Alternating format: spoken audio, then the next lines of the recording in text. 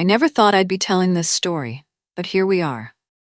You know how people say there's always two sides to every story? Well, this is mine. I'm Amy, 28, and looking back now, I honestly don't know if I should laugh or cry about how everything went down. So picture this. I'm at this local pub 3 years ago for their weekly quiz night. My friend dragged me there, saying I needed to get out more after my last relationship ended. That's where I met Peter. He wasn't what you'd call conventionally attractive. He had this crooked smile, his ears stuck out a bit too much, and let's just say he wasn't winning any fitness competitions with his dad bod. But something about him caught my attention. Maybe it was the way he made everyone at his table laugh without trying too hard, or how he didn't seem desperate to impress anyone. He was just himself, different from the guys I usually dated, who were all about showing off their gym pics on Instagram, or humble bragging about their careers. Peter was 34 and worked as a mailman for USPS. Not exactly the dream job I'd imagined for my future husband, but he had this way of making it sound like the most interesting job in the world. He'd tell these hilarious stories about the people on his road, doing all these different voices. I found myself looking forward to the stories, even the ones he definitely told me. We started dating, and it was nice. Different, but nice. Our idea of a perfect night was ordering pizza, playing board games. He always let me win at Monopoly, which I pretended not to notice. Sometimes we'd spend entire weekends binge-watching shows, with him making these ridiculously spot-on predictions about plot twists. I'll admit, I wasn't always completely honest with him. Like when he'd ask about my past relationships, I'd make them sound worse than they were. Or when he'd notice a new outfit, I'd say it was something I'd had forever. Small lies, you know? Nothing serious. Just little things to make life easier. The proposal wasn't some grand gesture. He asked me during one of our game nights, hiding the ring in the Monopoly box. At first, I was a little disappointed it wasn't more romantic, but then I convinced myself it was perfect because it was so us. I didn't tell him I'd been dropping hints about wanting a restaurant proposal for weeks. The wedding planning? That's when things started getting complicated. I had this vision of a perfect wedding, but Peter kept talking about budgets and being practical. He didn't understand that every bride deserves her dream day, so I got creative with the finances. Opened a new credit card or two. It wasn't a big deal, I told myself. We'd figure it out later. The wedding ended up being smaller than I wanted, but I told everyone we chose something intimate because we were saving for a house. That wasn't exactly true, but it sounded better than admitting Peter's mailman salary couldn't support the wedding I'd dreamed about since I was a kid. Looking back, I can see how some things might have been warning signs, I guess. Like how I'd get defensive when Peter would ask about shopping bags in my car, or how I'd delete online purchase confirmation emails before he could see them. But at the time, it just seemed easier than dealing with his lectures about budgeting and living within our means. Don't get me wrong, we were happy mostly. Peter had this way of making me laugh even when I was mad at him.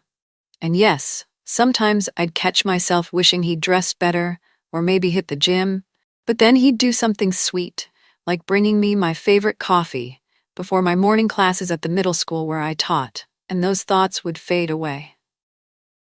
His family seemed to like me at first. His mom especially was always inviting us over for dinner, trying to teach me her recipes, which, between us, weren't that great, but I smiled and pretended they were amazing. She'd share these stories about Peter as a kid, and I'd see that same goofy, crooked smile in all his childhood photos. I really thought we had it all figured out.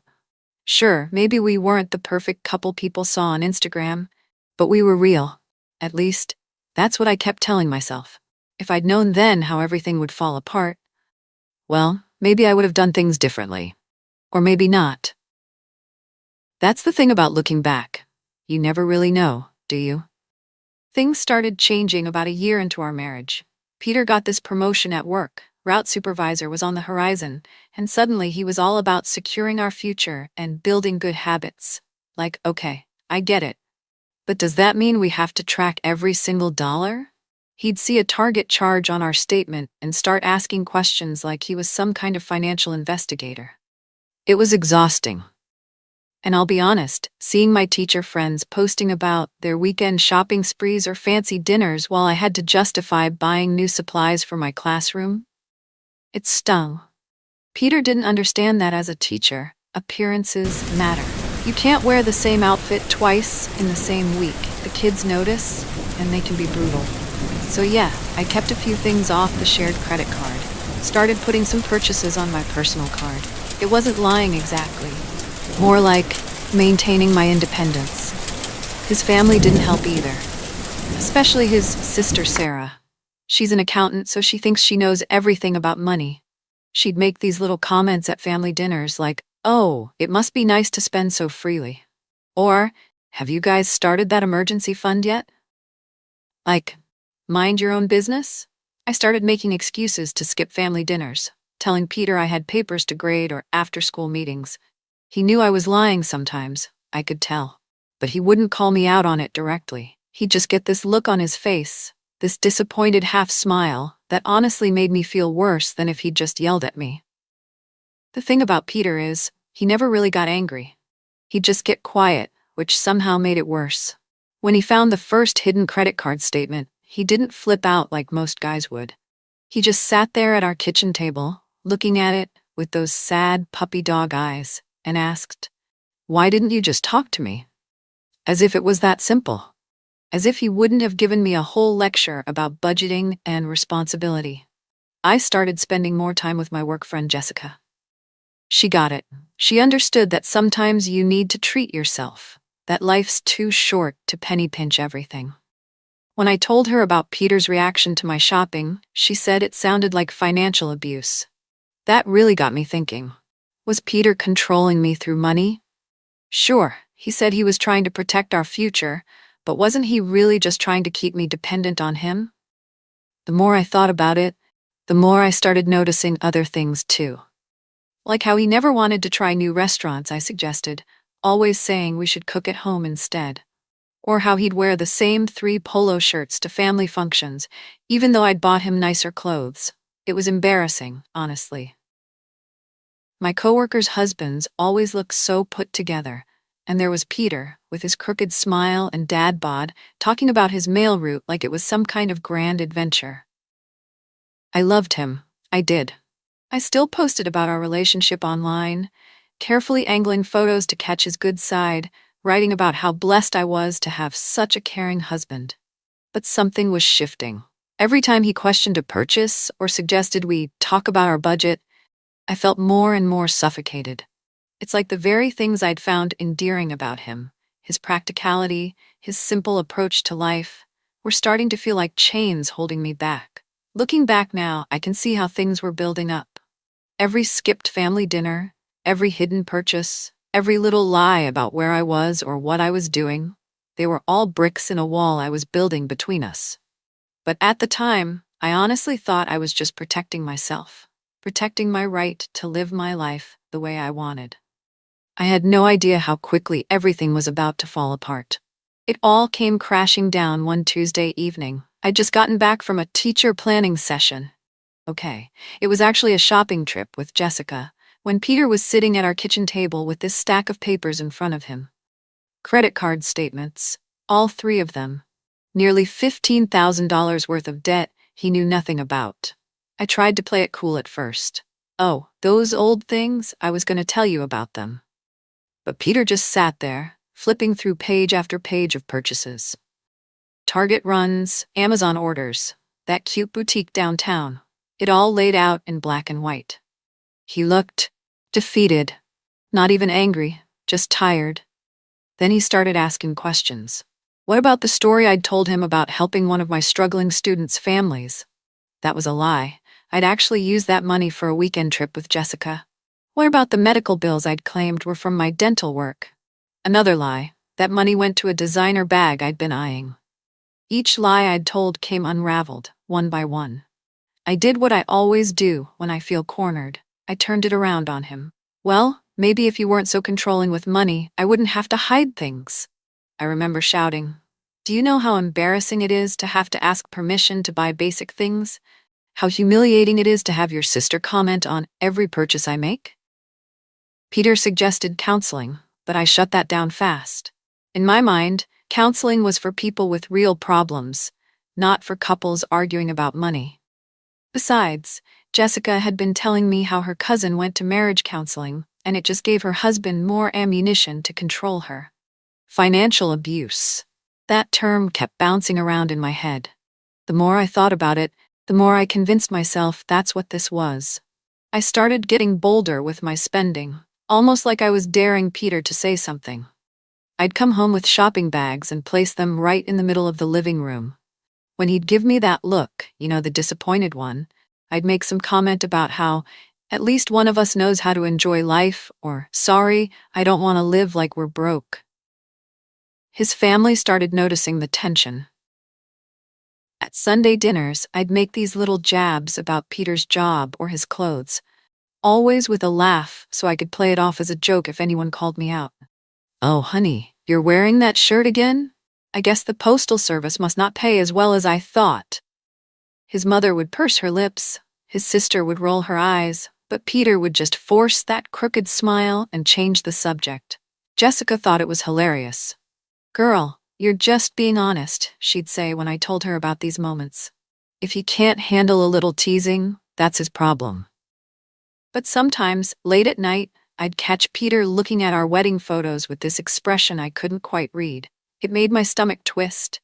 But instead of addressing it, I'd just scroll through Instagram, liking posts about knowing your worth and not settling. The crazy thing is, through all of this, we still said I love you every day. Still posted cute couple pictures online. Still went through the motions of being the perfect couple. But something was building, like pressure in a shaken soda can. I could feel it every time Peter sighed looking at our bank statements. Every time I lied about a purchase. Every time his family gave me those looks at dinner. I just didn't expect it to explode the way it did. It was supposed to be just another Sunday dinner at Peter's parents' house. One of those mandatory family things I usually tried to get out of, but Peter had been extra insistent this time. His sister Sarah was going on and on about her new house, and somehow the conversation turned to us. "So when are you two thinking about buying?" she asked, all innocent-like. I'd already had 2 glasses of wine at this point, maybe 3. The boxed kind his mom always served, which I usually turned my nose up at but was drinking anyway because, well, I needed something to get through these dinners. Peter cleared his throat and said, "We're actually holding off for a bit. Need to get our finances in order first." The way he said it, like he was making some kind of announcement, made my face burn. His mother, bless her heart, tried to help. When Peter's father and I were starting out, we used this envelope system for budgeting. Maybe I could show you. "Oh, so now everyone's an expert on our finances?"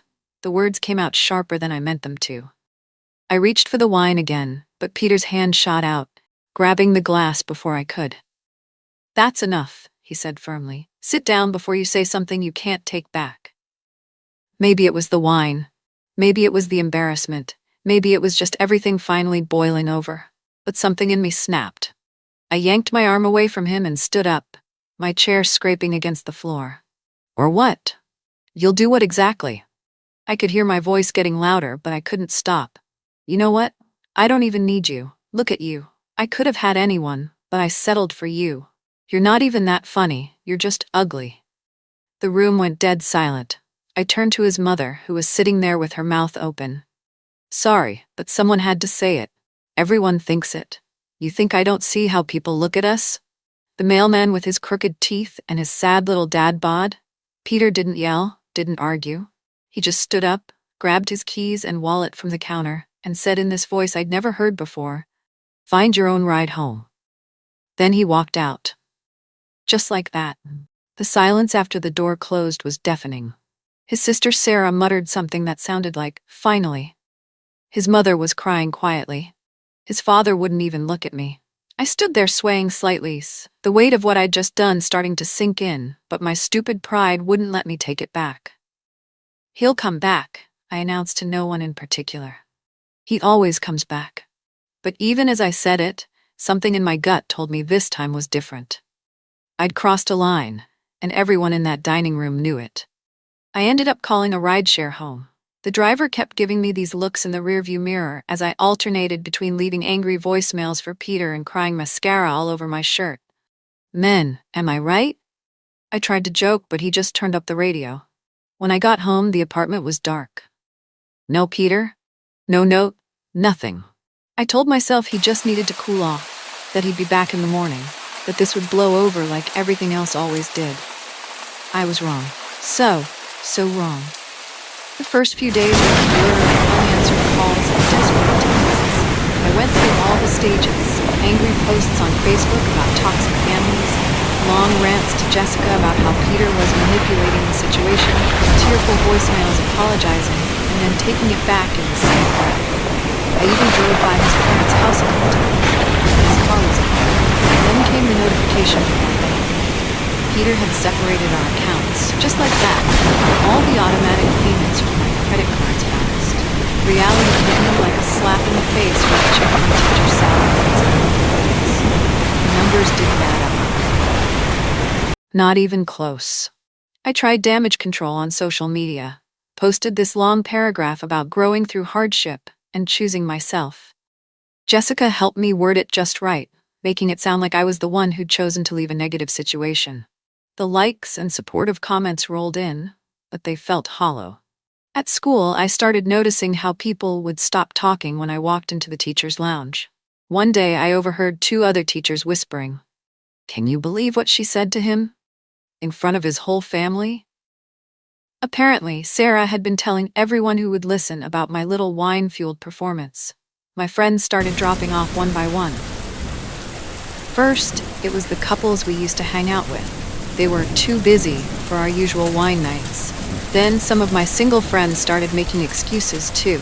I kept telling different versions of what happened, and I guess the stories didn't quite match up. Even Jessica started acting weird after I couldn't afford our usual shopping trips anymore. I tried reaching out to Peter's mom, of all people. Sent this long text about how sorry I was, how I'd had too much to drink, how I didn't mean any of it. She replied with just 2 words, "Please don't." The apartment felt huge without him. Stupid things would set me off. His coffee mug in the cabinet, his favorite spot on the couch, the silly magnets he'd collected from different places on his mail route. But what could I say? Sorry I called you ugly in front of your mother? Sorry I maxed out secret credit cards and then blamed you for being controlling? Sorry I treated your kindness like it was a character flaw? Peter's lawyer contacted me about the divorce proceedings. It was really happening. All those times I'd threatened to leave, all those times I'd said I didn't need him, I never thought he'd be the one to actually do it. The lawyer mentioned something about irreconcilable differences. Funny way of saying, your wife turned out to be a lying, spending, drunk mess who humiliated you in front of your entire family. The worst part? Some nights I'd lie awake and realize that everything I'd accused Peter of, being controlling, holding me back, not being good enough, it was all just smoke and mirrors, a way to justify my own mess. He hadn't controlled me. He'd tried to protect us. He hadn't held me back. He tried to keep us from drowning in debt. And that ugly guy with the crooked smile? He was the only one who'd ever loved me exactly as I was, flaws and all. But by the time I figured all this out, it was too late. Way too late. It's been a year since everything fell apart. I tell everyone I'm living my best life now. That's what you're supposed to say, right? I post these carefully staged photos of my tiny studio apartment, calling it my cozy sanctuary or whatever. I make these TikToks about financial independence and healing from financial abuse between eating store-brand ramen for dinner. The truth? I'm barely keeping my head above water. Every paycheck is divided down to the penny between rent, minimum credit card payments, and basic necessities. I had to sell half my designer bags just to make rent deposit on this place. But hey, at least I'm making all my payments on time now, right? That's growth. That's what I keep telling myself. Then last week, something happened that made all my healing journey posts feel like some sad joke. I was at the grocery store, the cheap one across town because they have better prices, and I saw them. Peter and this girl I'd never seen before. She was nothing like me, no designer clothes, no perfectly styled hair, just this simple sundress and a genuinely happy smile. I ducked behind the cereal aisle but kept watching. The way he looked at her, he used to look at me like that. They were laughing about something. And I noticed she didn't seem to care about his crooked smile or his dad bod. In fact, the way she looked at him, it was like she couldn't believe her luck. Later that night, because I'm a glutton for punishment, I did some digging. Turns out Peter met her about 7 months after our divorce was finalized. She was just a cashier at some grocery store, living in this run-down apartment complex on the bad side of town. But instead of her dragging him down like I'd always feared would happen to me, he lifted her up. He encouraged her to enroll in community college, helped her study. Now she's got this job at a bank, entry level, sure, but with actual career potential. They moved in together 3 months ago. And Peter? He got that route supervisor position he'd been working toward. The one I used to make fun of him for wanting because it wasn't ambitious enough. The final punch to the gut? I saw her wearing this engagement ring the other day. It's small, probably costs less than one of my old credit card payments. But in every photo I've stalked, and believe me, I've stalked them all, she looks at that ring like it's the Hope Diamond or something. Meanwhile, I'm sitting here in my cozy sanctuary, calculating if I can afford to order takeout or if it's going to be ramen again tonight. All my social media posts about thriving and leveling up feel like some cosmic joke. Peter's actually doing all the things I pretended to be doing. Building a real life, helping someone grow, being genuinely happy. The worst part? I can't even hate her. She's not some Instagram perfect trophy wife or high-powered career woman. She's just real. She appreciates him in all the ways I should have, but was too self-absorbed to manage. And he's giving her the life I threw away because I was too busy chasing some fantasy version of what I thought my life should look like. So yeah, that's my story. The one about how I said I don't even need you, to probably the only person who ever really loved me for me, not the carefully curated version I put on social media. The one about how I threw away a good man because I was too busy playing pretend to recognize what was real. Would I take it all back if I could?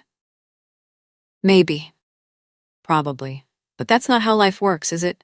Sometimes you don't realize what you had until you're eating ramen in a studio apartment, watching the person you hurt build a beautiful life with someone who knows their worth. Crooked smile and all.